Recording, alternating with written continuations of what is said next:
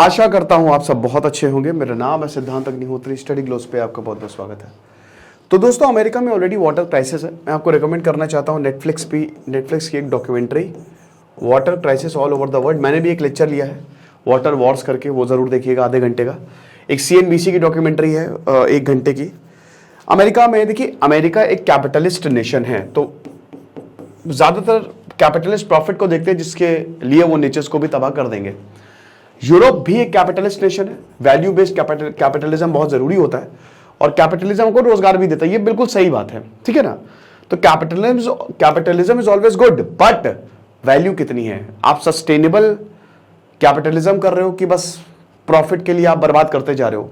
Europe में भी ये है, बट यूरोप में इन्वायरमेंट को बचाने की लालसा दिखती है, और अमेरिका में ये लालसा नहीं दिखती है। तो अमेरिका में ऑलरेडी बड़ी बड़ी नदियां सूख रही हैं, और आज हम इनकी लेक्स की बात करेंगे।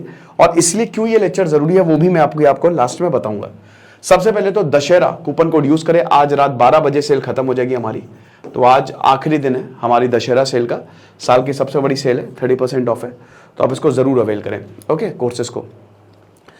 तो जो स्टडी कंडक्ट की है USGS है, अमेरिकन जियोलॉजिकल सर्वे, उन्होंने ये बताया है कि ग्राउंड वाटर में जो सैलिनिटी है वो बढ़ती जा रही है। नमक ज्यादा होता जा रहा है ग्राउंड वाटर में।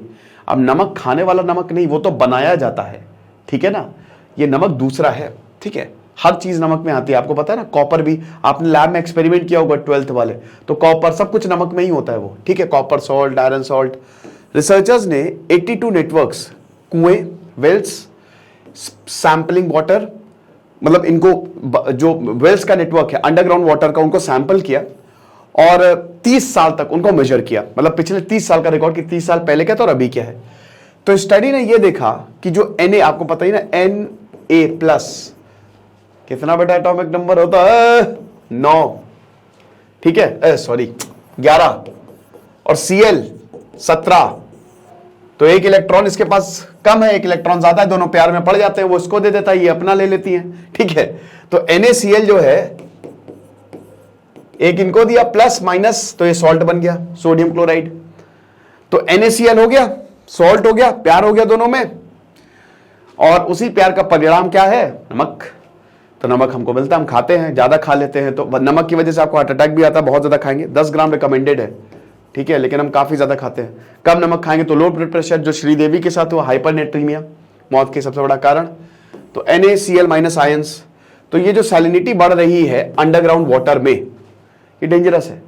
आप पूरे धरती के अंदर समुद्र चल रहे हैं तो लगातार, तो यह बताती है कि भाई देखो, इस पे इंफ्रास्ट्रक्चर पे बहुत ज्यादा फर्क पड़ेगा, इकोसिस्टम पे बहुत ज्यादा फर्क पड़ेगा, और ह्यूमन हेल्थ पे तो फर्क पड़ेगा ही पड़ेगा, ठीक है ना। तो नीड क्या है कि मॉनिटर करें और ग्राउंड वाटर सोर्सेस का मैनेजमेंट करें। साथ ही साथ 82 सेपरेट नेटवर्क्स, यानी कि 20 से 30 कुएं को इंडिविजुअली, वहां पे अलग हिसाब किताब रहता है, कितनी डेप्थ है, क्या लोकेशन है, ये भी देखा। कई बार ऐसा होता है कि लोकेशन पे भी डिपेंड करता है। अब जैसे अगर मान लो मैं कच्छ के पास जाऊं, वो तो पूरा नमक वाला ही एरिया है, तो वहां पे जो भी कुएं हैं उसमें नमक ही होगा, है ना। कितनी बहुत ज्यादा गहराई पे आपको मिनरल्स मिलते हैं, नमक मिलता है, तो ये भी एक इंपॉर्टेंट फैक्टर है। अब दिक्कत ये है कि पहले जहां ग्राउंड वाटर हमको बहुत 2-3 फीट खोदने पे ही मिल जाता था, आज अब घुसते जाओ आपको ग्राउंड वाटर मिलेगा नहीं। ग्राउंड वाटर कैसे? बारिश से ही तो ग्राउंड वाटर नीचे आएगा। जो आपके छोटे छोटे छेद होते हैं, परमिएबिलिटी, नीचे चला जाएगा पानी, या आपकी रिवर से भी आ सकता है, लेक से भी आ सकता है, नीचे जाता है पानी बढ़िया तरीके से। नदी जो उतरती है वो भी नीचे काफी ग्राउंड वाटर को भी वो भी कंट्रीब्यूट कई बार कर देती है, लेकिन वो जितना ज्यादा डेप्थ होती जाएगी। अब आजकल डेवलपमेंट हो रहा है, कंक्रीट बिछाते जा रहे हो, ग्राउंड वाटर नीचे नहीं जा पा रहा उसको, और इसकी वजह से बड़ी दिक्कतें हो रही हैं। बाढ़ जो आ रही है, मतलब लैंडस्लाइड्स हो रही हैं, इन सब का मेन कारण यही है कि जो इंफ्रास्ट्रक्चर डेवलपमेंट अनसस्टेनेबल जो हो रहा है, लगातार करते ही जा रहे हैं, वो डेंजरस है, ठीक है। तो सोडियम और क्लोराइड, ठीक है, ये बताती है कि हायर सॉल्ट कंटेंट हमको वाटर में, पानी में हमको देखने को मिल रहा है। आपको पता ही है कि हम ये पानी पी ही नहीं सकते, बीमार हो सकते हैं। और उसके बाद जो कॉन्सेंट्रेशन ऑफ डिजॉल्व सॉलिड है, वो भी सिर्फ नमक की नहीं, बाकी और भी, कॉपर हो गया, आपका मैग्नीशियम हो गया, ये जितने भी मेटल्स हैं या सॉलिड्स हैं, TDS होता है ना, टोटल डिजॉल्व सॉलिड्स, TDS नापा जाता है। अगर आपने आरओ लगवाया है, मैं पर्सनली आरओ का पानी नहीं पीता हूं, ठीक है, आप पीजिए, कोई दिक्कत नहीं है, बट उस मिनरल वाटर पीजिए, वो ज्यादा बेटर है। आरओ सारे कंटेंट को खत्म कर देता है, सारे जो यूजफुल मिनरल्स हैं, तो इसीलिए आप TDS नाप लीजिए, ठीक है, TDS कितना है।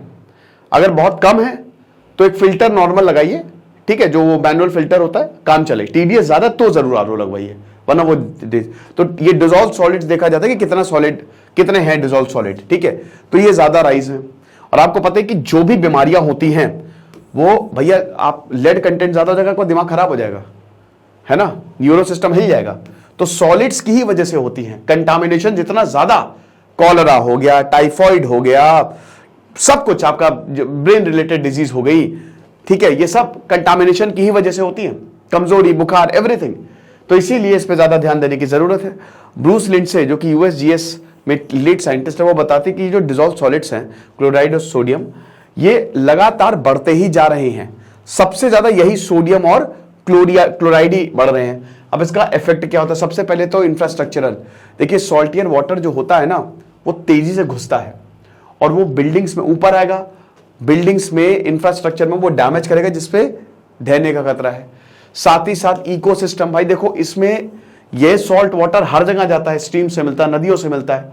अब जो वहां पे प्राणी रह रहे हैं, जीव जंतु रह रहे हैं, उनके ज्यादा बहुत खतरा है। और आपको पता है कि एक छोटा सा भी अगर ये बैलेंस बिगड़ा तो हमारा जो एक्वेटिक सिस्टम है बिगड़ेगा, और जिसके अल्टीमेटली जो लॉस वो हमको झेलना पड़ेगा, ठीक है, फूड चेन बिगड़ेगी। ह्यूमन हेल्थ तो ही है ना, रेडियम लेवल्स लगातार इंक्रीज होते जा रहे हैं, जिसकी वजह से हमको भी इसका खामियाजा बरतना पड़ रहा है। ये तो छोटा सा लेक्चर है, बट यहां पे ऐसी ही स्टडी इंडिया में भी करनी चाहिए।